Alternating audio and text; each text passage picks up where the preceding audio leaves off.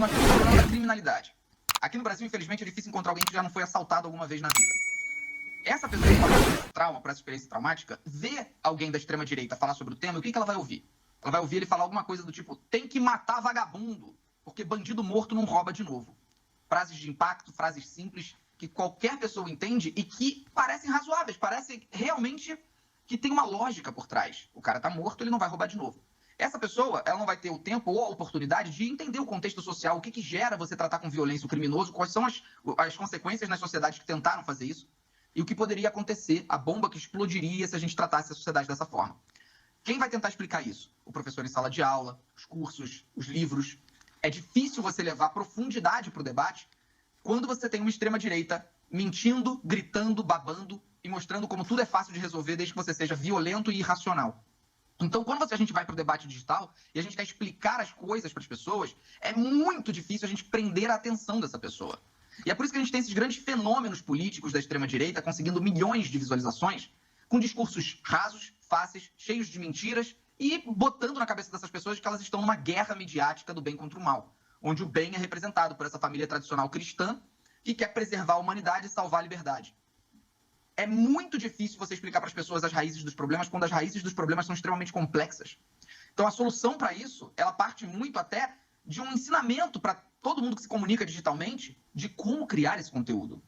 Eu enfrentei esse desafio no segundo turno das eleições, quando eu decidi, de fato, enfrentar essa comunicação bolsonarista, criando vídeos desmentindo o que eles contavam, as mentiras ditas, desde que o PT tinha desviado 242 bilhões da saúde, até outras questões ainda mais difíceis de desmentir, porque estão no imaginário popular. E eu fiz isso utilizando levemente técnicas que eles utilizam. Eu não usei a violência, eu não usei mentira, mas eu usei formato, eu usei edição, eu usei algumas das vezes o vocabulário e o deboche. Por que eu defendo a utilização de alguns mecanismos? Porque senão você não prende atenção. Se você não responde, se você não debocha, se você não faz uma piada, se você não inclui algo que prende a atenção daquela pessoa, ela se desconecta. Então, criar esse conteúdo que vai explicar para a pessoa as raízes de determinados problemas e desmentir essa irracionalidade da extrema-direita, é fundamental que a gente também saiba ser leve, descontraído, divertido, porque senão as pessoas param de prestar atenção. As pessoas não têm tempo. As pessoas estão o tempo inteiro precisando trabalhar para sobreviver. É fundamental que a gente melhore as técnicas de comunicação, tanto da esquerda quanto do centro, quanto da direita racional, para que a gente não continue tendo esses extremistas radicais da direita doentia e perversa continuando a ocupar não só cargos no executivo, mas sentarem em inúmeras cadeiras do nosso Congresso, que é o que está acontecendo nesse momento, inclusive com o deputado mais votado do Brasil sendo uma dessas pessoas perversas, uma dessas pessoas que mentem o tempo inteiro e que criam um cenário de guerra. Vende até curso falando para as pessoas, você tem que aprender a ser um guerreiro cristão contra o mal da esquerda. Isso está acontecendo nesse momento. Então, enquanto não houver, de fato, diálogo para a gente enfrentar esse tipo de discurso terrível, nojento, vai continuar sendo um perigo iminente a volta do fascismo para o Brasil. A gente chama de orgânico aquilo que é natural, ou seja, as pessoas comentam nas ruas, elas espalham entre si, elas formam seus ideais, né? Isso pode ser atingido de diversas formas, como o investimento em políticas públicas de cultura e no surgimento de materiais, sejam filmes, peças e tudo mais. Até hoje, tudo que a gente viu foi a utilização disso para e pela extrema-direita. Então, primeiro ponto, a utilização do Ministério da Cultura para, de fato, a gente resgatar a história do Brasil. A gente levar a história do Brasil para as pessoas é fundamental. Mas o que a gente está vendo na internet, hoje especificamente, não é um fenômeno orgânico. O que a gente vê é o seguinte, as grandes plataformas, Facebook, TikTok, Instagram, YouTube, todas elas, o que elas mais precisam? Da atenção do público. Você, quando pega o seu celular e abre seu celular, um aplicativo qualquer, aquele aplicativo tem um único objetivo, não deixar você sair. Quanto mais tempo você ficar, mais dinheiro ele vai fazer. E isso a gente está falando de como funciona o sistema frio, de como os robôs que estão dentro desse aplicativo vão mostrar o conteúdo para você. O que isso favorece?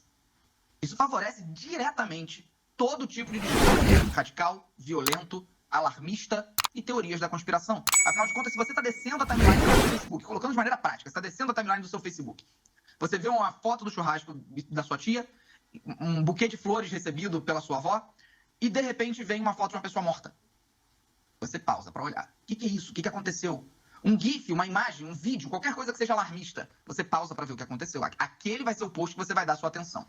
O que o algoritmo, ou seja, o robozinho que está trabalhando para montar essa timeline para você vai entender? Opa, quanto mais radical, Quanto mais violento, quanto mais agressivo, mais essa pessoa fica aqui. Esse é meu objetivo. Vou mostrar mais um. Vou mostrar mais um, vou mostrar mais um. Então basta que você veja um vídeo de teoria da conspiração do Olavo de Carvalho, que fundamenta o berço do renascimento da extrema-direita aqui no Brasil nos veículos digitais. Ele é o grande responsável pelo ressurgimento disso dentro do ambiente digital no Brasil. Ele começa a surfar essa onda em 2005 e 2006, quando ninguém falava do assunto. Quando você vê um vídeo, você agora entra num loop eterno em que você vai ter muita recomendação de vídeo do mesmo estilo. E nunca um contraponto. Nunca. Vai sempre te levar para a maior radicalização possível, porque é o que te prende, é o que faz você querer ver outro vídeo, é o que faz você querer ler um post. Então, enquanto os algoritmos não forem, de fato, combatidos para que acabe de uma vez por todas essa ruptura do interesse público, enquanto a gente não tiver os debates precisos para a regulamentação de mídias digitais, para que esses algoritmos sejam socialmente responsáveis, vai ser muito difícil a gente conseguir, eu não digo nem livrar a internet dessa extrema-direita doentia, mas pelo menos diminuir a presença. Não vai. É necessário que, de fato, haja algum tipo de intervenção para que o sistema que hoje prioriza o ódio passe a priorizar o interesse público de paz e harmonia. Senão, a gente já tem a batalha perdida. Eu sou justamente dessa geração que vem do ressurgimento da democracia no Brasil. Então, eu não vi a ditadura, mas eu ouvia falar, enquanto era criança, como uma coisa muito recente. E o que eu sentia é simplesmente que algumas pessoas descreviam como um horror, enquanto outras pessoas descreviam com saudosismo.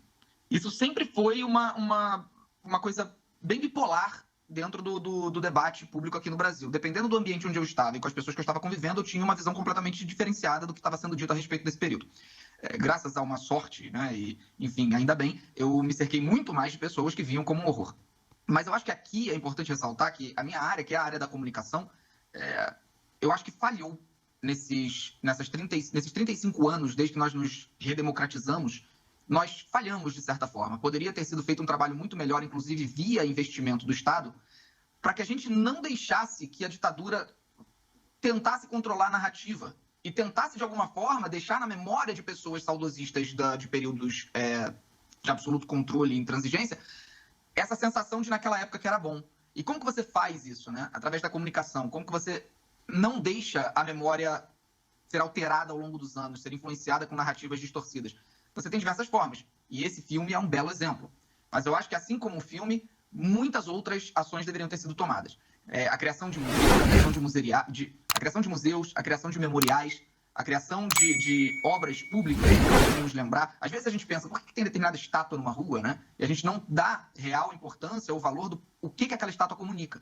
O que nós temos hoje no Brasil são diversas estátuas que, pelo contrário, fazem um serviço oposto, né? Nós temos diversas ruas, nomes de ruas que fazem o serviço oposto.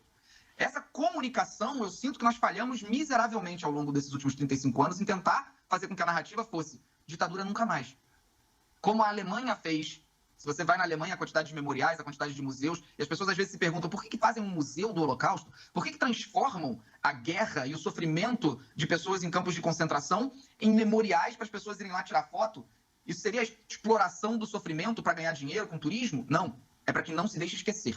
Os campos de concentração estão lá preservados para visitação.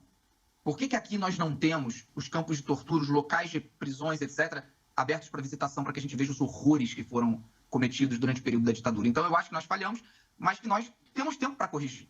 E aí se vem, obviamente, na educação de base, se vem na comunicação e se vem, obviamente, em incentivo de cultura para que o povo tenha uma real dimensão do que foi esse período.